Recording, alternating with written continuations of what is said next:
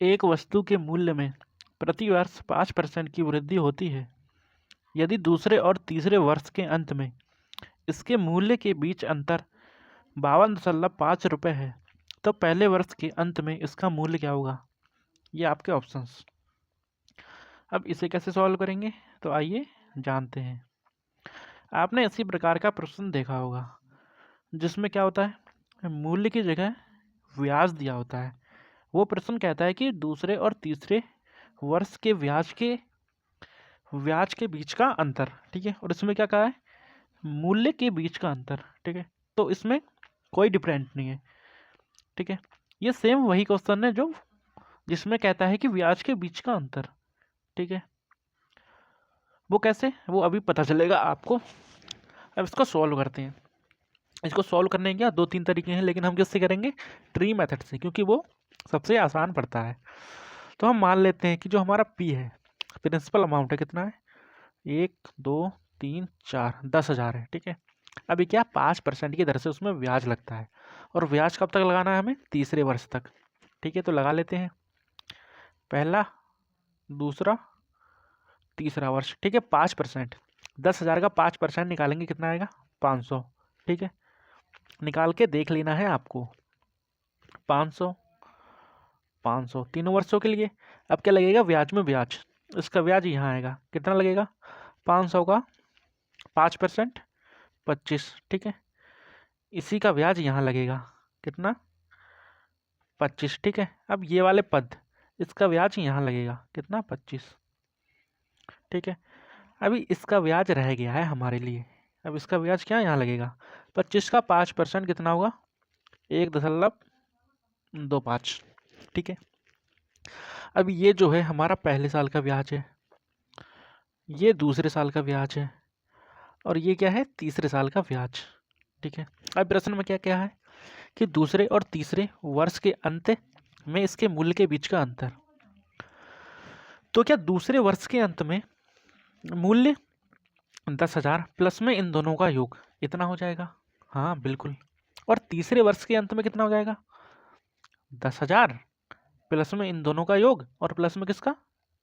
तीसरे वर्ष का ब्याज का योग, ठीक है। तो क्या हमें पता चल रहा है कि ये वाली जो वैल्यू है वो दोनों को उसमें आ रही है। तो इसको हम क्या पहले ही हटा देते हैं, अपने कंफर्टेबल के लिए इस वैल्यू को पहले ही हटा देते हैं। या फिर आपको बता ही देता हूँ कैसे होता है। देखो, अगर हम दूसरे वर्ष के अंत में देखें तो हमें कितना ब्याज मिला है? 500 500 प्लस 25 कितना? 1025। हमारा अमाउंट कितना है? 10,000। इसमें जोड़ देंगे 1 2 3 4, कितना हो जाएगा? 11025। अभी तीसरे वर्ष के अंत में कितना होगा? राशि तो सेम है, ये दोनों ब्याज जुड़ेंगे, उसके बाद ये भी जुड़ेगा, ठीक है। कितना हो जाएगा? 11025 प्लस में कितना? तीसरे वर्ष का ब्याज 500 25 25 50, 550 1.25, ठीक है। कितना? 550 प्लस में 1.25, ठीक है। अभी क्या ये वाला पद इस वाले पद से कैंसिल हो जाएगा, जिसको हम पहले ही हटा रहे थे, ठीक है। समझ में आया क्यों हटा रहे थे हम पहले ही? तो इसको हटा ही देते हैं, ठीक है। हमको सॉल्व करना ही नहीं है।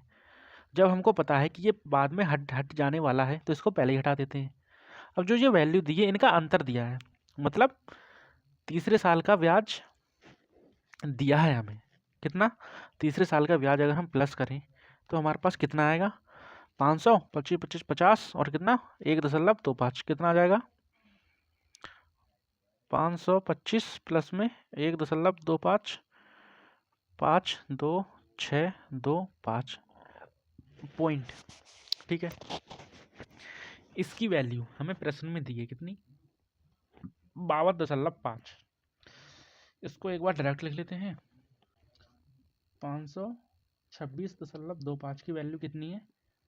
52.5। यहाँ से एक की वैल्यू निकालेंगे, कितनी आएगी? 5 पॉइंट से पॉइंट हट आएगा, 2 6 2 5, यहाँ पर पॉइंट, ठीक है। इसको डिवाइड करेंगे तो हमारे पास कितना आएगा?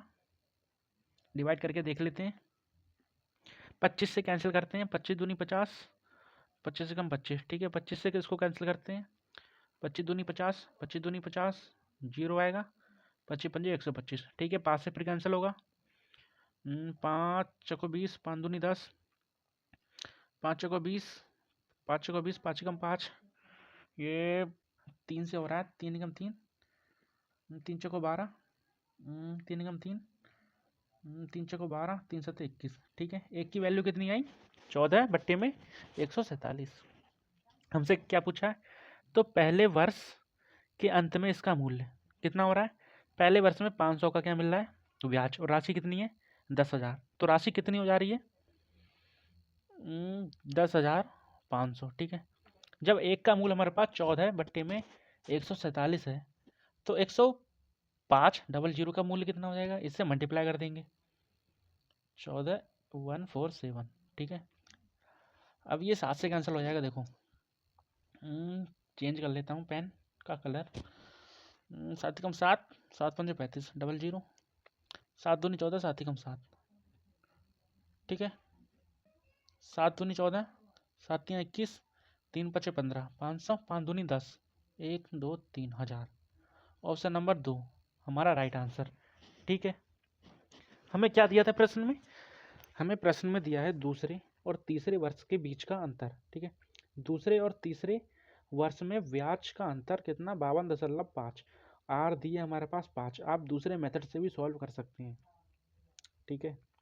आप जैसा चाहें वैसे सॉल्व कर सकते हैं। मैंने आपको ट्री मेथड से बताया, थोड़ा सा कैलकुलेटिव है, ज़्यादा नहीं, थोड़ा सा। ऑप्शन आया हमारा 1000। धन्यवाद।